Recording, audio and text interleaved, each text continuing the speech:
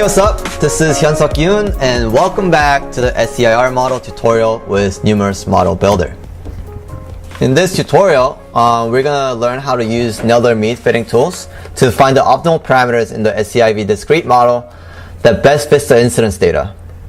Parameter fitting is a very common practice in the model world to figure out how our data is related to our model. So this is going to be a very essential skill that you will want to learn. Alright, now let's go to Numerus. Here we have a discrete SEIV model that we saw in video 5, but with some additional components. Let's look at it one by one. So first, terms. I'm just going to go one by one and show you the values here by clicking each of them. So sigma and gamma is period, and period is another parameter in the parameter set. So check that in mind. So these are all the parameters that are in the set. So make sure you add these two, and the values can be 0.0 for now. And the parameters in the parameter set are the parameters that are going to be optimized later, so keep that in mind as well. So just going to go through all of them.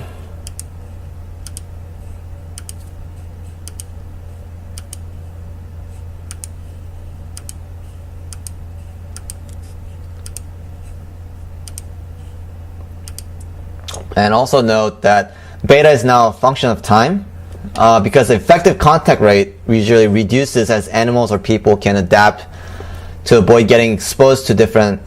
They can adapt to avoid getting exposed to being infected as epidemics spread. Yep.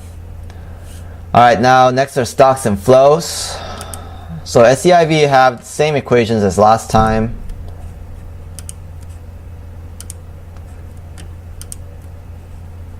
And now this I data is new though, and it's an incidence data.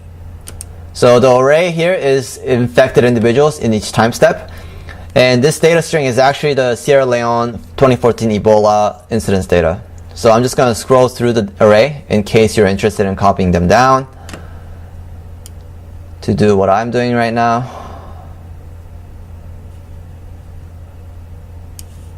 And just gonna.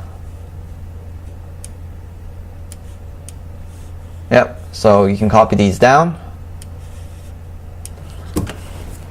And now the error fit is either the least square error or the maximum likelihood error, depending on the index toggle switch we have right here. So this is the if statement. And so once we click launch, on the dashboard we're going to see a switch where we can decide the model to run under maximum likelihood or least square. And this is the toggle. And so let's go ahead and launch. And we see four stuff here. Hold up. Alright.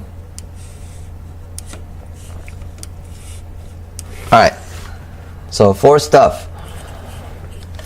Table of all the variables. We have an incidence graph, the population of infected, error plot graph, and we have a beta time. So, alright, now on the side of it, we have an optimizers tab. And I already set up 4 optimizers, and this is how it looks like when I click on it. So here, if we click on each one, there's minimum and maximum bound and Getz 1 and 2. And Getz 1 and 2 are the initial values that are needed for Nail-Meet optimization. And if you're not familiar with the Nail-Meet, I suggest you look it up. And then for minimize expression, this is we set how many data points we want the parameter to optimize to. So here we have 60 data points. So I put 60, but say if you want it to 30, it will optimize to the first 30 data points. And tolerance value is a specified value that tells the optimizer to stop the search when the difference in successive values of the objective function is smaller than the value. Alright, now we are ready to run the optimizer. So we click run, and it starts to search for the optimal set of parameter values.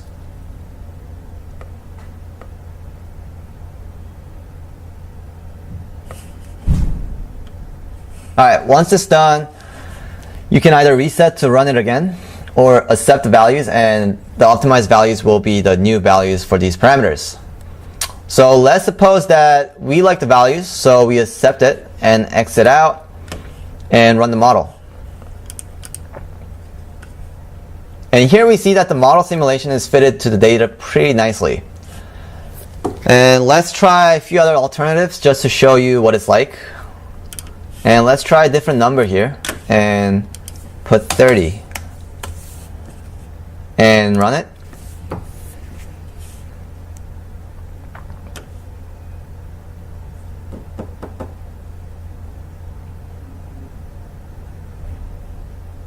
Okay, now when we run, we're going to accept and run. Now when we run, we see that the simulation only fits well to the first 30 points, and the rest of them doesn't really fit nicely to the data curve. Alright, so that's it. This concludes the tutorial, and I hope you enjoyed learning how to use Numerus Model Builder. It's an incredible tool to analyze model simulation with ease, and I hope you get to use it for many of your future projects. Thank you so much for tuning in, and this is Hyun-Suk Yoon signing off.